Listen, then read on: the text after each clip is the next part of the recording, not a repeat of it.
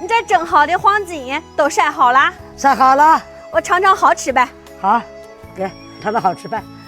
朋友们，这可是我们大山里面的好东西，它就是大名鼎鼎的黄金，全部都是经过我们传统工艺9蒸9晒制作出来的。